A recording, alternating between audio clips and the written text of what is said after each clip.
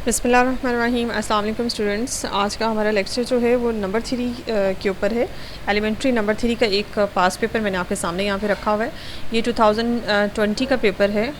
मैं इसको ज़रा जूम करके आपको दिखाती हूँ। ये 2020 का पेपर है और ये देखें एलिमेंट्री नंबर 3 का। तो इसमें कुछ पास पेपर्स हैं, इसमें कुछ पास क्वेश्चन हैं जो कि यहाँ पे हम सॉल्व करेंगे। ये देखें, ये आपके पास क्वेश्चन है जी, क्वेश्चन नंबर 6 है गालिबन। ये देखें, इसकी स्टेटमेंट आपके सामने रख रही हूँ। Find the solution of 7x + 3y congruent to 10 modulo 16 and 2x + 5y congruent to 9 modulo 16। ये आपके पास ना दो कॉन्ग्रुएंस इक्वेशंस हैं बेसिकली, एक और ये दो। इनको आपने सॉल्व करना है और कुछ भी नहीं यहाँ पे बताया गया है। तो बेसिकली जब आपको कोई इक्वेशंस को सॉल्व करने को कहा जाता है तो कॉमन सेंस की बात है कि यहाँ पे आपने इनको साइमल्टेनियसली यूज़ करना है और x और y जो आपके पास वेरिएबल हैं, जो अननोन है, आपने उनकी वैल्यू फाइंड आउट करके दिखानी है। यानी कि x और y की ऐसी वैल्यू आपने फाइंड आउट करनी है जो एट अ टाइम दोनों कॉन्ग्रुएंस इक्वेशंस को सेटिस्फाई करें। ठीक है जी, तो चलते हैं इसके सोल्यूशन की तरफ। जी, तो इक्वेशन मैं आपके सामने रखती हूँ। पहली इक्वेशन है हमारे पास 7x + 3y is congruent to 10 modulo 16 और दूसरी इक्वेशन है हमारे सामने 2x + 5y is congruent to 9 modulo 16।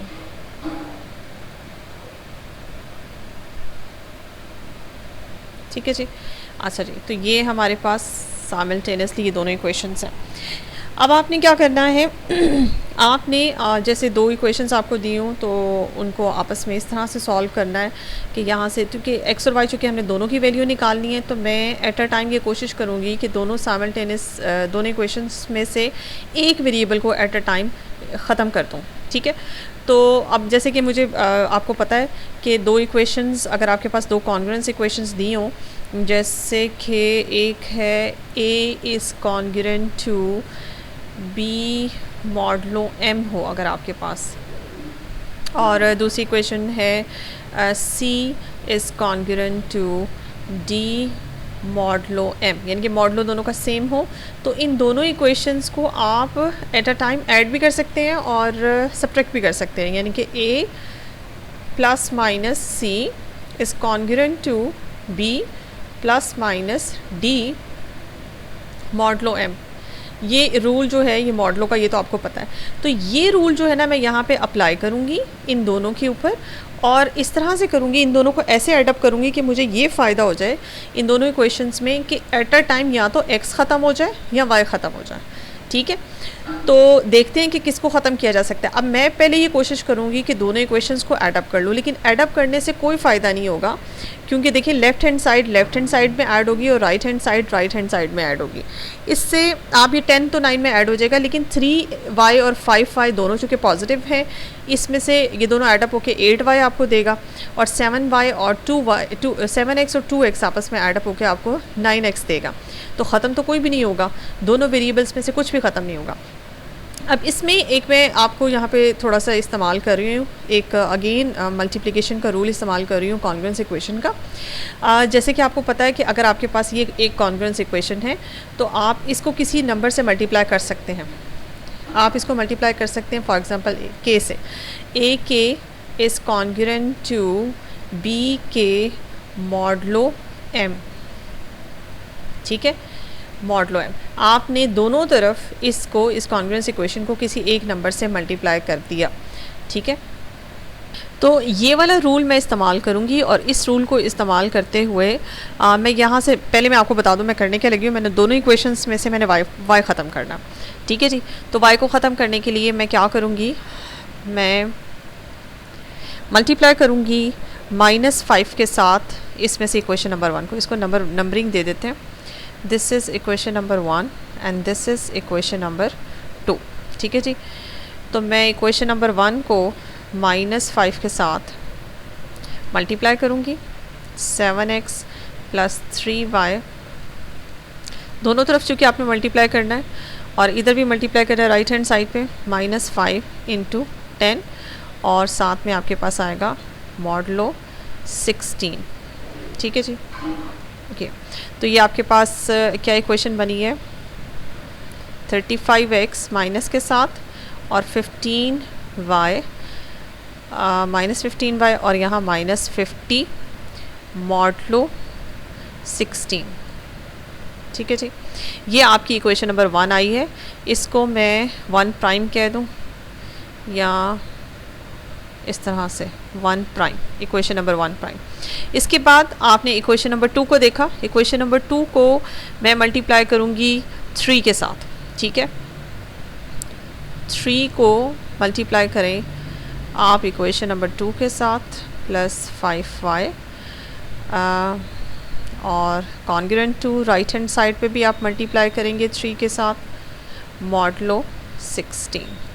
तो ये देखिए ये आपके पास क्या बन जाएगी, ये बनेगा जी 6x + 15y is congruent to 27 modulo 16।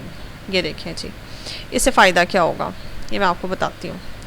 इससे फ़ायदा ये होगा, देखिए ये आपको इसको कह दें आप, this is equation number 2 prime. ये इक्वेशन नंबर 2 को आपने थोड़ा सा चेंज किया है और चेंज करके आपने सिर्फ दोनों तरफ मल्टीप्लाई किया है जी 3 के साथ, और इक्वेशन नंबर 1 को दोनों तरफ मल्टीप्लाई किया है 5 के साथ। ये देखें जी 1 प्राइम। अब आपका फोकस आपने करना है जी 1 प्राइम पे,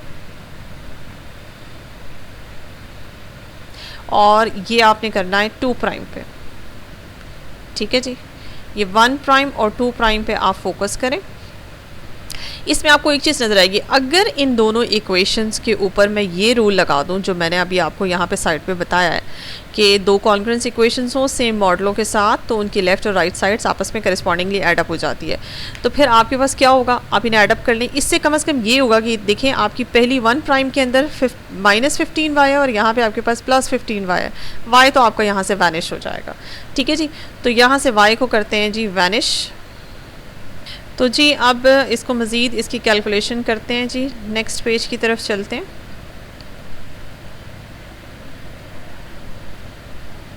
हाँ जी, तो हमारे पास मज़ीद दोबारा से वो जी ये इक्वेशंस आपके सामने हैं, आप इन्हें करस्पॉन्डिंगली एडअप करेंगे तो आपके पास आएगा -35x + 6x, y तो ख़त्म हो जाएगा 15y, और -50 + 27 साथ में आएगा जी आपके पास मॉडलो 16।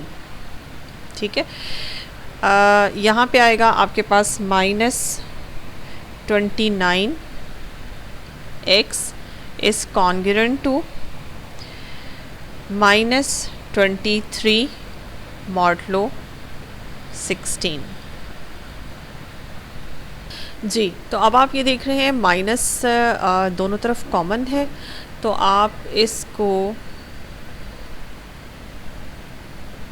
अगर मल्टीप्लाई करना चाहिए बोथ साइड पे -1 से, देखें जी यहाँ पे भी मल्टीप्लाई कर देती हूँ -1 से, और राइट हैंड साइड पे भी मल्टीप्लाई कर देती हूँ -1 से। तो फ़ायदा क्या होगा कि जो दोनों तरफ आपको माइनस माइनस नज़र आ रहा है ये आपका माइनस ख़त्म हो जाएगा। अच्छा जी, यहाँ से फ़ायदा ये होगा कि आपका ये जो है लेफ़्ट हैंड साइड पे ये 29x यानी कि नेगेटिव ख़त्म हो जाएगा, और यहाँ पे 23 मॉडलो और 16। अब आपको पता है कि यहाँ पे आप मॉडलो का मल्टीपल जो है वो 23 में भी ऐड या सब्ट्रैक्ट कर सकते हैं, इसी तरह से 29 में भी कर सकते हैं। तो मैं यहाँ पे आपको करके दिखाती हूँ। 29 में मैंने सब्ट्रैक्ट किया 16 × 2 करके, यानी कि 32। ठीक है, लेफ़्ट हैंड साइड पे, और इसी तरह से चूँकि ये 23 जो है वो आपके पास ये रिमाइंडर होता है नॉर्मली, और रिमाइंडर जो है वो मॉडलो से हमेशा लेस होना चाहिए। तो लेस मैं आपको यहाँ पे जानबूझ के मैं 16 माइनस नहीं कर रही, मैं 16 × 2 यानी कि 32 सब्ट्रैक्ट कर रही हूँ। उसकी वजह जो है वो अभी आपको पता चल जाएगी सिंप्लीफिकेशन में, इससे मेरे से जो है ना हमारे लिए आसानी होगी।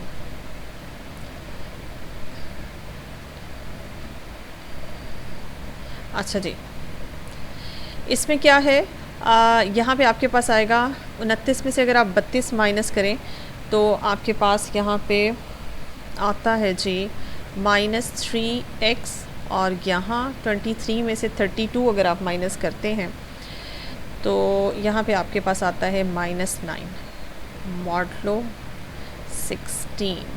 ठीक है, अगेन उसी जो ऊपर हमने रूल लगाया था -1 से मल्टीप्लाई करने वाला, उसी रूल के अकॉर्डिंग माइनस यहाँ पे आप ख़त्म कर सकते हैं। माइनस हो जाएगा जी आपका ख़त्म। उसके बाद आपके देखिए कि लेफ़्ट हैंड साइड से भी 3 कॉमन निकल सकता है और राइट हैंड साइड से भी 3 कॉमन निकल सकता है। ये देखिए, इसको ऐसे लिख सकते हैं 3 3 जार 9। ठीक है, मॉडलो 16। अब मैं यहाँ पे आपको एक रूल बताने लगी हूँ, कॉन्ग्रेंस का एक लॉ है जिसमें कहा जाता है कि अगर आपके पास हो A C is congruent to B C modulo M. ठीक है जी, अगर इस तरह का आपके पास एक कॉन्ग्रेंस हो और C जैसे कि आपको नज़र आ रहा है दोनों तरफ कॉमन है, और आप यहाँ से C कॉमन निकाल के जो सेंस बनती है यहाँ से ख़त्म कर सकते हैं। तो आप ऐसे लिख सकते हैं A is congruent to B modulo M, लेकिन साथ में if C and M are coprime, C और M को आपस में को प्राइम होना चाहिए तो ही C कॉमन निकाल के आपने देखिए आपने दोनों तरफ से C ख़त्म कर दिया, आपके मॉडलों पे कोई फ़र्क नहीं पड़ा। ये उसी सूरत में पॉसिबल है अगर C और M जो है वो आपस में मॉडलो जो है वो आपस में को प्राइम होंगे। तो ये रूल मैंने यहाँ पे लगाना है। ये देखिए यहाँ पे भी C का कैरेक्टर सेटिस्फाई कर रहा है 3, यहाँ पे भी C 3 है और राइट हैंड साइड पे भी आपका जो है ये 3 जो है C के तौर पे काम कर रहा है। अब आप यहाँ से दोनों तरफ से 3 को ख़त्म कर देंगे, लेकिन आपने पहले ये देखना है 3 को ख़त्म करते हुए कि 3 और 16 का GCT क्या बनता है। 3 और 16 आपस में को प्राइम है। ठीक है जी, ये आपस में को प्राइम है। तो आप यानी कि यहाँ से ख़त्म करेंगे तो इससे आपके उसके ऊपर कोई फ़र्क नहीं पड़ेगा, मॉडलों पे कोई फ़र्क नहीं पड़ेगा। ठीक है जी, ये हो गया आपका यहाँ से ख़त्म। इसके बाद आपके पास जो इक्वेशन बचती है वो बचती है x is congruent to 3 modulo 16।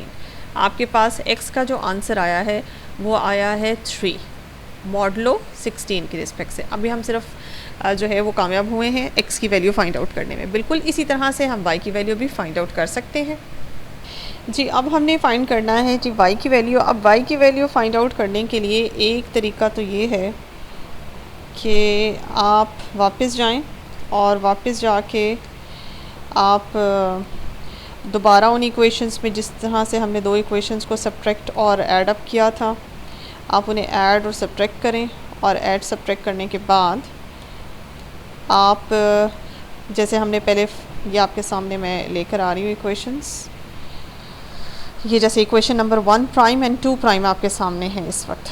जैसे मैंने मल्टीप्लाई किया था इक्वेशन नंबर 1 को -5 के साथ और इक्वेशन नंबर 2 को 3 के साथ, और फिर वहाँ से मैंने y को ख़त्म किया था और सारी इक्वेशन को सॉल्व किया फिर x के लिए।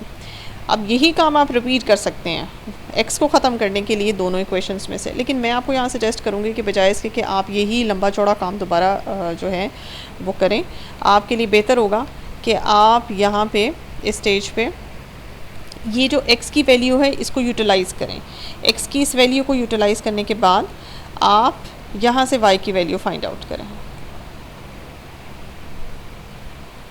ये देखिए जी, आपके पास इनिशियली एक इक्वेशन है, जो दो इक्वेशंस दी हुई हैं उनमें से एक इक्वेशन है जी आपके पास 7x + 3y is congruent to 10 modulo 16।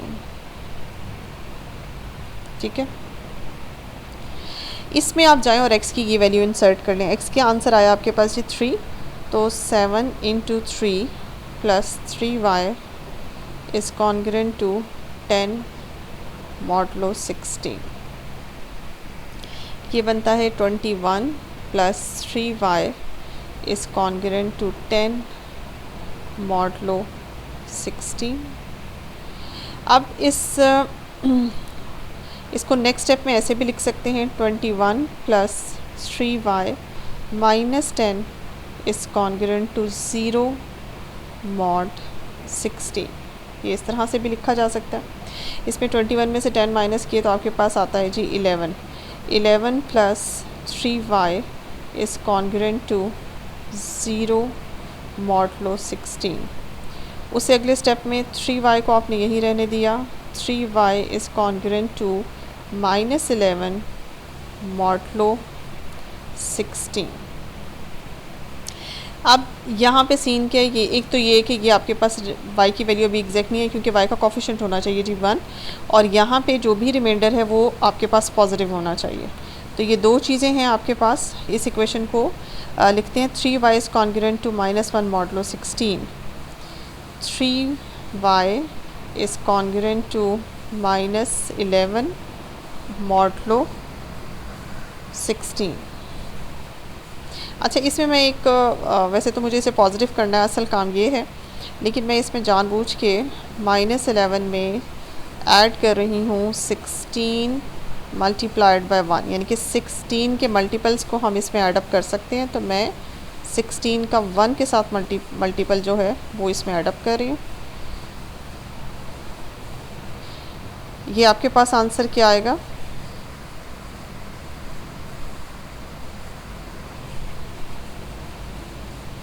Sorry, ये 16 का 2 के साथ जो मल्टीपल बनता है वो आपने इसमें ऐडअप करना है।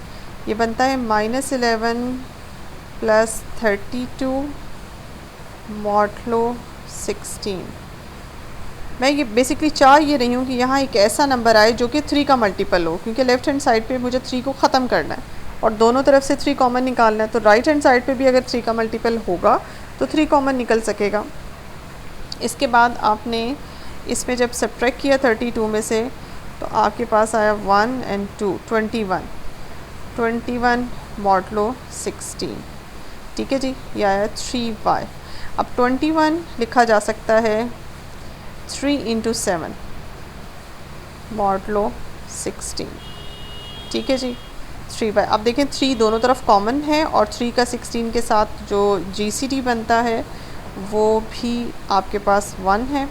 तो आप क्या करेंगे, आप यहाँ से 3 को ख़त्म कर देंगे तो आपके पास y का आंसर आएगा y is congruent to 7 modulo 16। ये जी y का आंसर आया, और x का आंसर था x is congruent to 3 modulo 16। ये दो आंसर्स आपके आ गए। अब चेक करना है कि आया ये दोनों आंसर्स जो हैं ये सही आंसर हैं, यानी कि ये दोनों आंसर्स को चेक कैसे किया जा सकता है कि हमारे आंसर सही हैं। आपके पास जो ओरिजिनल इक्वेशंस थी, ओरिजिनल इक्वेशन दोनों लिख रही हूँ आपके सामने। 7x + 3y is congruent to 10 modulo 16, और दूसरी है 2x + 5y, 5y is congruent to 9 modulo 16। ठीक है जी, इन दोनों इक्वेशंस को आप देखें और ये वैल्यूज़ x और y की यहाँ पे इंसर्ट करें, क्या ये सेटिस्फाई हो जाती हैं? अगर ये दोनों इक्वेशंस x की इन दोनों वैल्यू से सेटिस्फाई हो जाती हैं तो देखें पहली वाली को हम देख रहे हैं यहाँ पे x की जगह पुट करके देखें 3 और y की जगह पुट करके देखें 7। ये राइट हैंड साइड है 10 मॉडलो 16। तो ये बनता है जी 21 + 21। ठीक है जी, इज़ कॉन्ग्रुएंट टू 10 मॉडलो 16।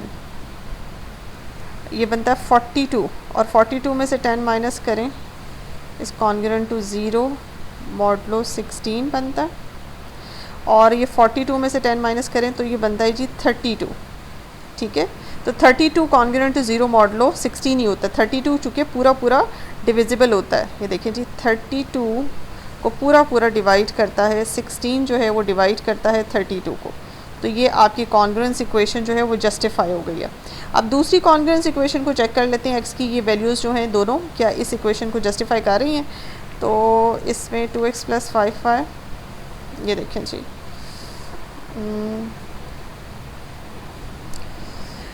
आपके पास बनता है जी 2x + 5y is congruent to 9 modulo 16। x की जगह पुट करें जी 3 और y की जगह आपने पुट किया 7। ठीक है, 6 + 35 is congruent to 9 modulo 16। 35 plus 6 जो है ये 41 बनता है, और 9 इधर आएगा तो यहाँ ज़ीरो रह जाएगा, और 41 में से 9 अगर आप माइनस करते हैं तो 32 आता है। अगेन 32 जो है वो कम्प्लीटली डिविजिबल है 16 के साथ, इसका मतलब है और 16 डिवाइड्स 32 जो कि ट्रू है।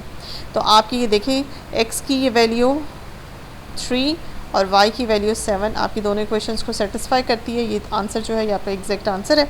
और ये देखें हमने जिस तरह से अलजेब्राइक इक्वेशंस आपके पास दो तो उसको जिस तरह से सॉल्व करते हैं वैसे ही हमने तकरीबन कॉन्ग्रुएंस के रूल्स लगाए, और रूल्स लगाने के बाद हमने इस तरह से इस इक्वेशंस को साइमल्टेनियसली सॉल्व करके x और y निकाल लिया।